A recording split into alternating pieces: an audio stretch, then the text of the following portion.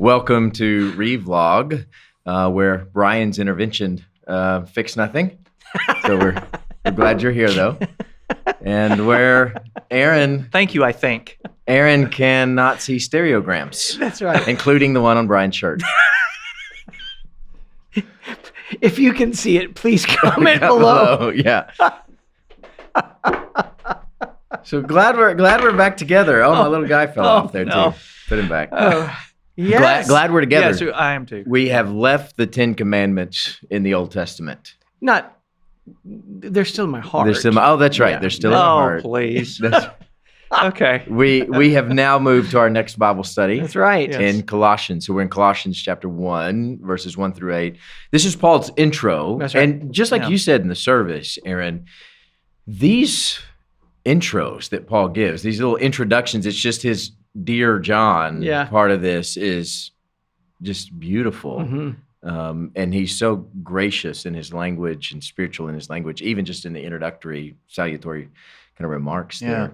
So let's dive into this. Aaron, that's exactly. help us. That's exactly. That's where you're going. I stole your thunder. That's okay. I just, as rereading it today. Well, then let's move on to me. You just because really, it's all about you anyway. So, looking at this, look at the language that Paul uses. Give thanks. I heard of your faith, your love for the saints, how it's bearing fruit in you, and it just brings to mind this beautiful gift that God gave us to communicate. Yeah. That we have the ability to use language, to use words, and to use them to edify. Right. One of the things you've probably heard before is, when you have something to talk to somebody about to help them along, you often give them a compliment sandwich. Mm-hmm. And you kind of tell them something they've done well, and then you tell them something they need to work on, and then you leave them with something that they've done well. And Paul's letter to the Church of Colossae is pretty affirmative, but still, after reading this, you're just like, whatever you ask me, Paul, I'll do. But there's something beautiful about language, well-constructed thoughts. Now, Pastor Chris did mention it's a run-on sentence, but still, there's a lot of great thoughts in there. That was before they invented punctuation. Perhaps so. Yeah. But my observation is just, I love how Paul just sets you up and puts you in the right mind to receive. Now, I will say that, when you read these letters, it does inspire you to write with more graciousness. Absolutely. Right? And so as I've tried to do this, it's hard not to have a run-on sentence. Right. If you write this way, as gracious as he does towards them, it's kind of hard not to have a run-on sentence. But it absolutely is a run-on sentence that goes on for 5 verses, one sentence. Grammarians beware. English teachers beware. I don't know where all this grammar critique has come from in me, but Bryan, what were your initial thoughts to this intro? Language, on the one hand, you could viewed from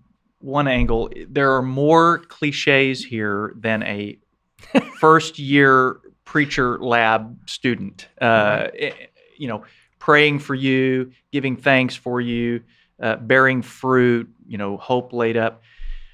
But on the other hand, why are these so cliched? They used to mean something. That's right. And they did mean something, and they do mean something. Yeah. Now, we can look at this few verses, and we can see all these things, and we use these kind of phrases, praying for you, giving thanks, bearing fruit. These things just fall off of our tongues. But what was it that was actually being reported? What was Paul actually hearing? Was he just hearing a bunch of people that were cheerful and nice to each other because they knew they were going to heaven when they die? We think that sometimes, or I do. I think, well, they're all saved, so they're happy. But that's not really what he was hearing. I think he was hearing that their hope was laid up in heaven. That is, we say in heaven, but that's not. I don't think Paul meant that, just when they die and go to heaven. What he meant was that the entire universe is now for them an inexhaustible supply of hope. The heavens, even the atmosphere, everything around us, God is that near to us. And then he's hearing about people forgiving one another. Mm-hmm. He's hearing about the poor being helped. He's hearing about all of these things, the way people live. And in that day and time, and in our day and time, we don't hear about that. And you take notice of a community like that. Yeah. So that's it's not cliche, but it's actual living that he's hearing about. Amen. Amen. Yeah. I just want to hear Bryan talk more. Bryan, it's actually changed my response a little bit in that when I hear you talking about this, because again, I'm in the business of language. I pore over texts all the time, and I love good use of language. But one of the things you notice about young children is they begin to parrot. They will say the things that they hear others say. And where does that line come from? Once we've learned the lingo. And we can learn it. We can learn lingo, and it'd be so cheap and so shallow. And finding that line that says, boy, I've really heard that the fruit that your life is bearing, that it means something other than just a compliment. That's good. That's praying good. for you. I want to hear you talk about lingo more. That's good. Yeah. I'm in. That's right. This is a good idea. We really should think about doing this once a week or so. Well, let's get to questions of this first part of Colossians. So, Aaron, what was your question? Well, I was thinking about how we communicate with one another and perhaps caring more for the words that we use. And I think that's why when Bryan started talking, it really changed that. I think we can learn how to say words, but putting depth behind them that Paul's really setting these guys up to receive because they trust him and that it has value. Yeah, that's good. That's good. So is that a question? Well, again, Bryan threw me with his response, and so I'm on the fly sorry. here. So, it was so good. Sorry, not sorry. Yeah. Use words better. Can we learn to use? Can we learn to use words better? Clearly not. Okay. Can we lingo? That's the question for today. Can you beat that question, Bryan? All right. Can we lingo? I'm going to hit the buzzer. Can I beat that question? My question is, what is Paul hearing about us, or what would he be hearing about us? I've heard about you, First Baptist Church. I've heard this about you. Is he, I'm hearing things, or I'm hearing things. What is he hearing? What would he be hearing? And when we start to use words well, then when we do challenge, that we can receive it.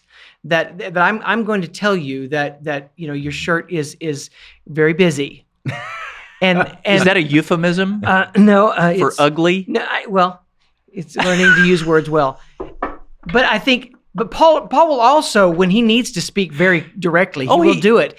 Of course he does. But again, I think it's because he's not parsing words. He's not. Right. It's what I say what I mean, and when I affirm you, I mean it. Yeah, that's good. I like your hair. We would love for you to give us, what was it, a compliment sandwich, a compliment, a correction, a compliment in the comments below.